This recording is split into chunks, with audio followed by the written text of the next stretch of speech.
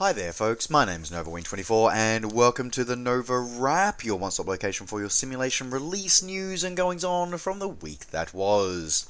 So here we are on Sunday the 12th of May 2019 for another exciting episode of the NovaWrap, and I do want to say a quick shout out to everybody who tuned in to the late edition from last week. As I said, thank you very much for sticking with me despite, as I said, I was very croaky and under the weather, and I'm still a little bit under the weather, but of course the news must go on. So thank you for your support last week and sticking with me throughout that late episode. But we are on time this week, thank God for that. And we're going to get started this week with the release in the X-Plane 11 world.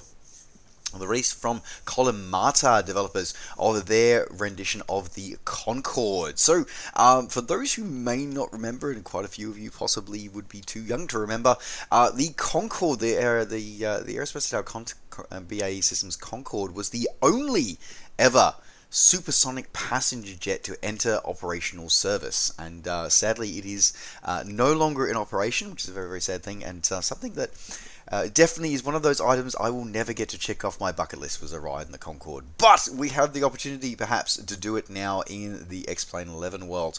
Now the guys at Collimata, this is coming now. I'm usually fairly reticent to actually sort of announce stuff when it's in early access, but this is, and especially for those listeners who may have tuned into the 3 Grumpy Simmers episode where we sort of unpacked early access and sort of, the pros and cons of it.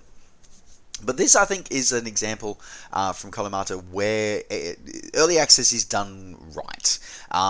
So they've been very transparent with it. They've gone through and they've delivered a product which is pretty much release worthy, but the avionics is where it's some of the avionics is where it's been sort of a little bit down for now.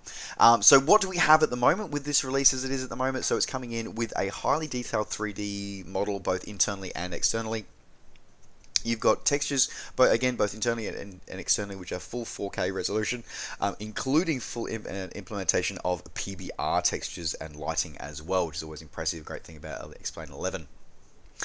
They've got an incredible amount of interactivity with it, as listed as part of their description here, with with an incredible over 1,000 click regions, so switches, gauges, and all that kind of fun stuff, and over 700 lights built in just in the internals of the engine as well. Now, the flight model says it's a refined flight model. I don't know really how refined you can get for something, an aircraft that doesn't fly anymore, but but otherwise it has been fully modeled with both its subsonic and supersonic speed ranges and flying characteristics, including with its characteristic drooping nose for its low speed activities as well. Full implementation of 3D sound via the Fmod plugin, as well as a virtual copilot and engineer as well, which is kind of cool.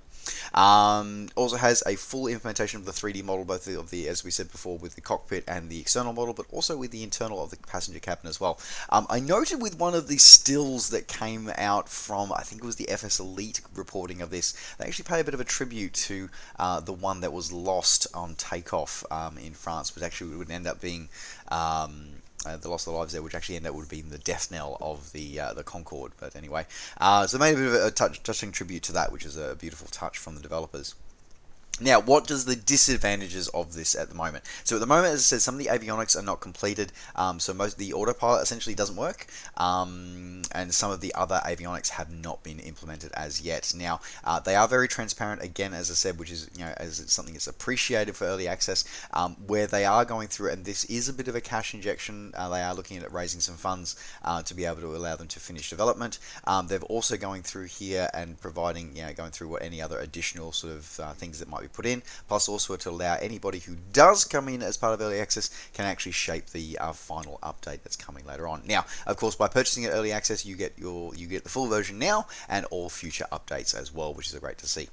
Now, in terms of discounted pricing, they are offering discounted pricing at the moment, and I do specifically want to touch on pricing because it's kind of cool. So they've already set what the final retail price will be. So if you purchase it now while it's in early access, you're going to get it for $49.95 from the xplane.org store. Now, if you wait till the retail price launches, now the retail price, and there's a really cool story behind this, will be $59.69.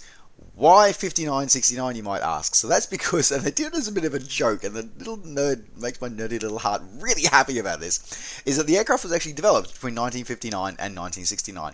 So they used those years as their price point. $59.69. I'm like, that just makes me so happy. So yeah, it's a small thing, but it's just kind of awesome. So yeah, anyway. So look, if you do want to support this product and help it to get it off the ground, well, as I said, it's already well and truly off the ground. Sort of get allowed to give some feedback to be able to close off the development. Great work on this one from the guys at Colomata. Available now for $50 or your regional equivalent. Available now from xplane.org.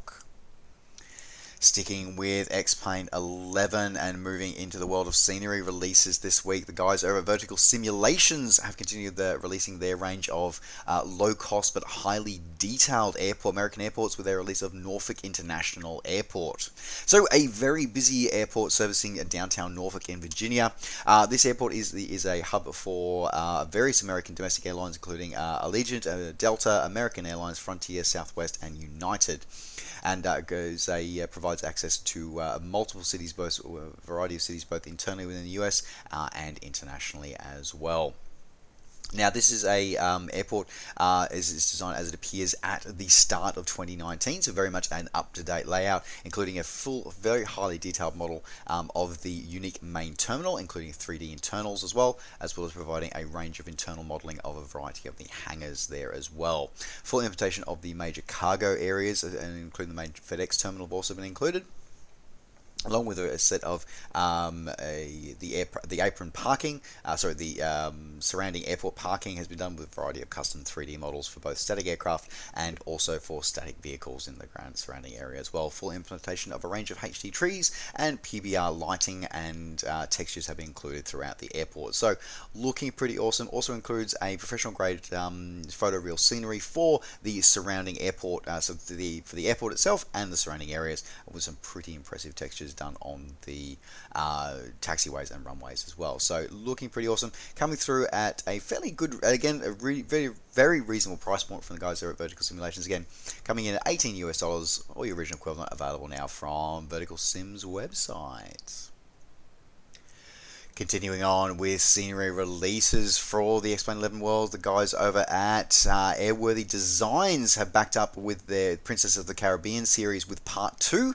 This time providing their renditions of the islands of Saba and St. Bart's. So this is these airports have been known to have some, which is colloquially known as having some of the hardest commercial approaches in the world, and have been done and provided in a absolutely incredibly high amount of detail, with full implementation of a range of photoreal technologies have been implemented across both islands in their completeness, as well as full implementation of PBR assets for all of the, not only the airport buildings and airport scenery, but also all of the custom autogen and custom 3D models for all various VFR and visual reference and landmark buildings throughout both islands. As I said, they've used extensive use of satellite imagery and photoreal imagery, as well as on-site photography and a range of that to come through it as well. Full implementation of the ortho photoreal scenery is all in 50cm pixel or better resolution throughout both islands. It includes also a fully updated custom terrain mesh for both islands as well, implemented from topographical charts and photo references, and a full implementation of a range of night lighting as well. So looking pretty impressive, and my good friend Belgio has checked both these islands out and given it his stamp of approval, and hopefully we might see a video for him coming in soon. But otherwise, he said it is a great couple of airports to fly into. So if you're wanting to pick this one up, coming in at $27 or your original equivalent. Available now from xplane.org. And speaking of Belgio, that does remind me of an aircraft release for X-Plane 11 that I did forgot. Well, it's kind of a twofer, this aircraft release. So the guys over at AOA Simulations have released a couple of new aircraft. Well, I don't know. So they've released their rendition of the Vans RV-8. Now, the RV-8's always been a bit of a fascinating aircraft for me. I love the Vans aircraft. They're a model kit for big kids is kind of what they are. So the Vans aircraft is designed as home build aircraft, and sort of built and sold in kit form to budding pilots and home build aircraft manufacturers around the world from Vans Aircraft in the US. Now, the RV-8 was a sort of a fairly later design of theirs. Is a tandem two-seat single engine low wing aircraft. Now, originally came out as this rendition from AOA Simulations is of two versions, the RV8 and the RV8A. So the RV8 is the standard sort of, as I said, two-seat low-wing design, powered by a 200 horsepower Lycoming engine.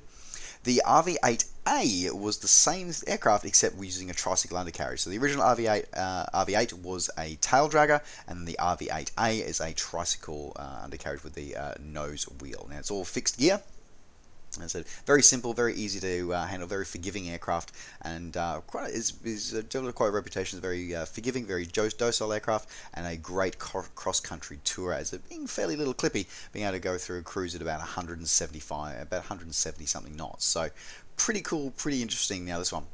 Now, AOA Simulations inform us that they've got accurate flight models for each different version, including highly detailed 3D models, both internally and externally, full implementation of 4K textures and PBR texturing throughout, full implementation of VR capabilities as well, with customized and custom-coded Garmin G1000 units for the aircraft as well, with custom ground equipment and animated pilot as well. So pretty cool, pretty interesting. Now, in terms of buying this one, so you have the option, you've got a couple of options here. You can either buy either just the RV8 or just the RV8A by themselves for $26 from the X-Plane.org store, or you can package both of them together for $32 available now from the X-Plane.org store. Alright, moving out of the X-Plane 11 world, moving into the world of the ESP platforms, and starting off with Prepared V4 exclusive release from Paul. Got the name. Got to get the name right here. Paulo Ricardo. So Paulo Ricardo is a scenery developer that's been around for a number of years now, mostly modeling stuff in South America, and this is no exception. This is Viracopos Campanias International Airport, servicing Sao Paulo in Brazil. So this is one of the largest airports in South America, and in fact the largest air cargo hub in all of Latin America, South and Latin America, as well as servicing the Latam Air main administration office as well. So this is a very large airport, and servicing as it's so fairly close to downtown Sao Paulo, so Campanas, and also about 100 kilometers from Sao Paulo. So fairly busy, lots of air movements coming in and out of this airport. Now, fairly limited information about this one. I do believe, from what I've been able to gather, it's how the airport appeared at the end of 2018. Now this is includes full implementation of custom 3D models for all of the airport buildings. It doesn't, interesting enough, doesn't use SODE. It uses standard default jetways, so the Control J command rather than SODE command ones. But it does include, as I said, custom 3D buildings for all of the actual airport buildings, as well as a large number of iconic buildings from the surrounding townships as well, to have full information for you can have plenty of VFR flying as well. It also includes a variety of static objects for the airport and custom 3D grass and 3D modeling as well. It's designed to be full implementation of all of the all lighting effects, and many of the textures have been done in PBR as well. So it is, as I said, it is compatible with the latest version of Prepared V4.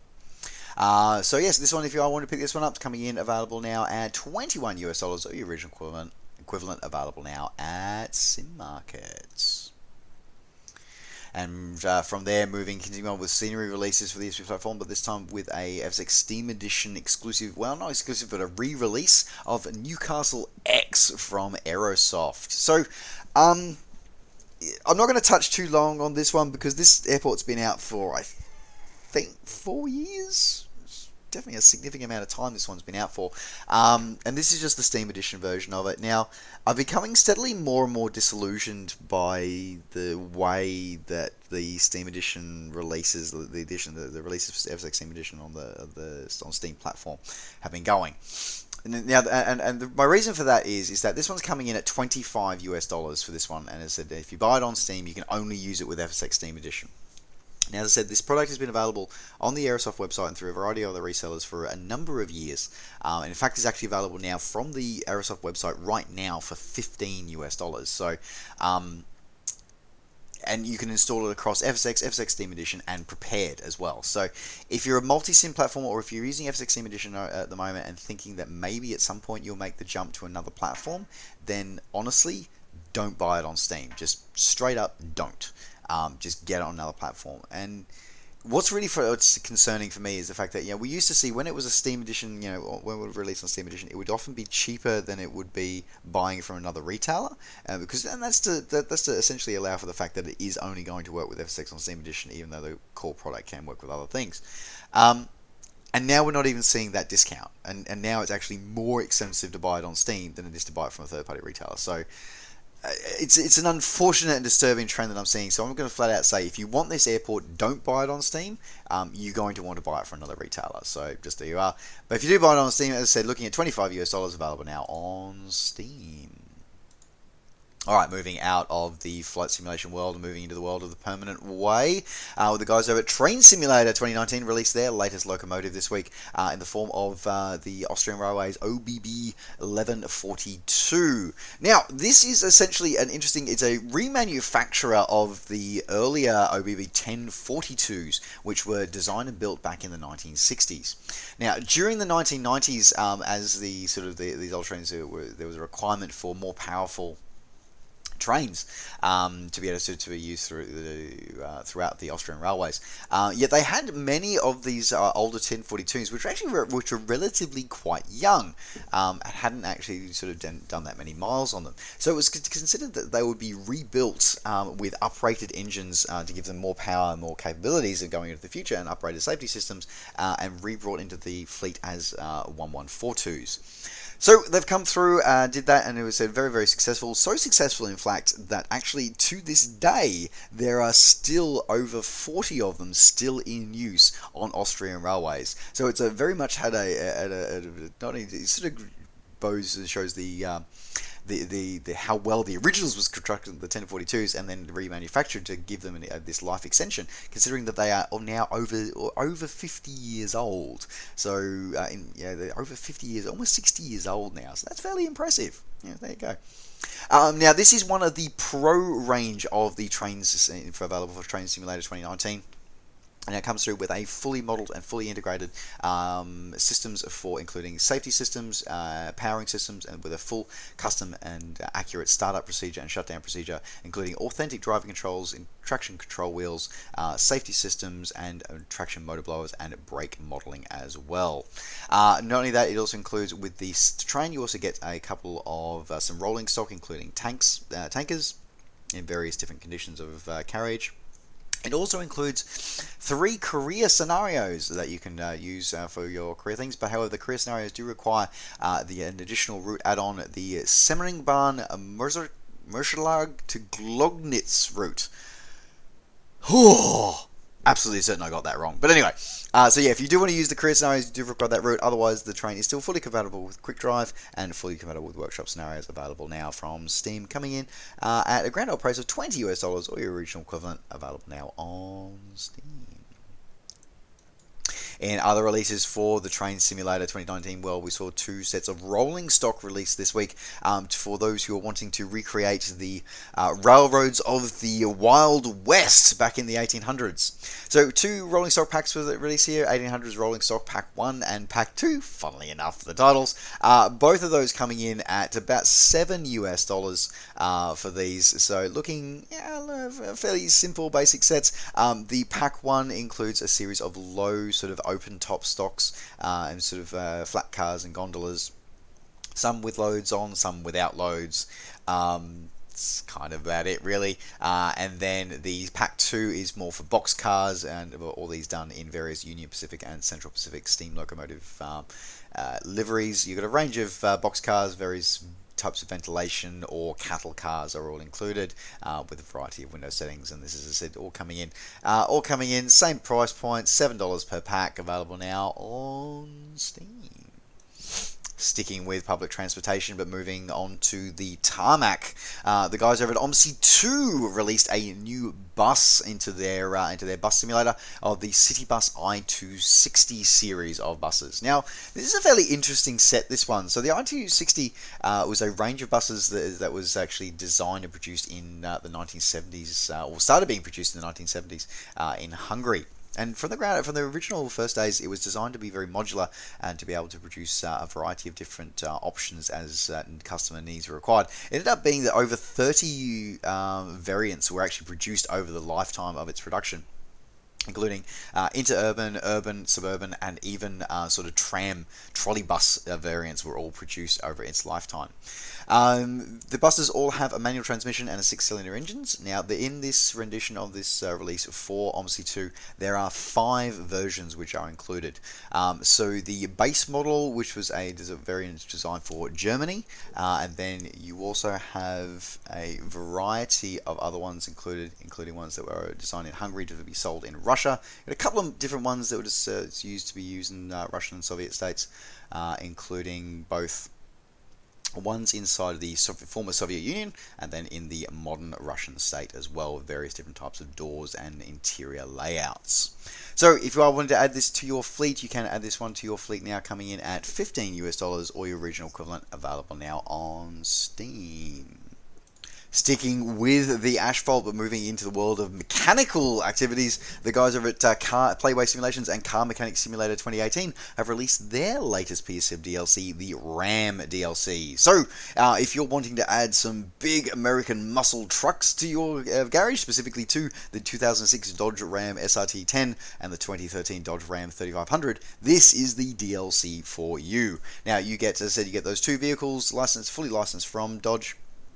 You also get 3 different engine types. You get the 8.3 litre V10 OHV and the 5.7 Hemi 4x4 and rear-wheel drive versions, along with a variety of tuning parts if you have the tuning DLC installed.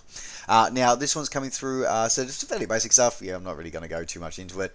This one's coming in about $5 or your original equivalent, available now on Steam.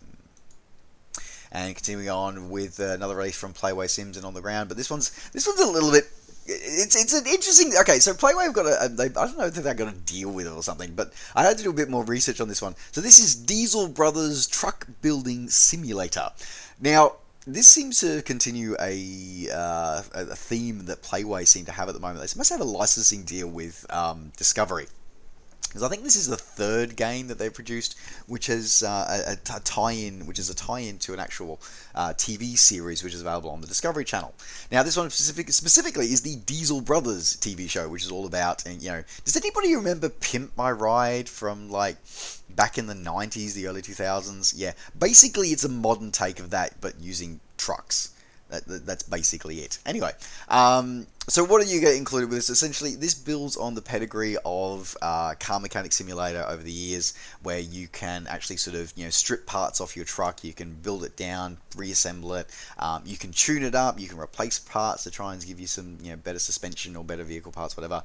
You can repaint it, put more decals on it, change the color scheme, do all sorts of crazy stuff like that. What's kind of new and different to this one is that it adds in a multiplayer element, which allows you to go through. You can actually go through. You can create new vehicles, and then you can actually sort of create these vehicles together. You can raise scrapyards and junkyards, and then you can actually rebuild these cars and race each other over various different tracks and terrains and stuff like that. It also has sort of like a test racing mode, and as I said before, it does have a scrapyard where you can actually go looking for some different random options as well. It also provides a modding support. Not sure how they're going, but as I said, firstly, just been released now. Now, it's come out with a few versions that you can purchase. Now, the base version is coming in at $20 or on a launch special, actually, of $18 at the moment. But it comes out in 3 different versions. So you've got the base version, you also have the American Dream Edition, and the Find 'em, Fix 'em, and Flip them edition. What's the difference? Not a great deal. Essentially, it gives a range of day 1 DLC, but it's all cosmetic DLC. You don't really sort of get a lot of stuff with this. So you get the only one that actually makes changes to the core game is custom tuning parts, which has actually been released for free. So fairly happy that they've done that. Great work, guys. Then the other 2 pieces of DLC is Cardboard Pickup Mechanic and Garage Tunes. It's the digital art book and the soundtrack. That's it. So you know what? This is an example of day 1 DLC done right, where it doesn't affect the gameplay, it doesn't affect the content. It simply gives you a little bit extra if you want to sort of get a couple of cosmetic extras. So happy with that one. That's cool.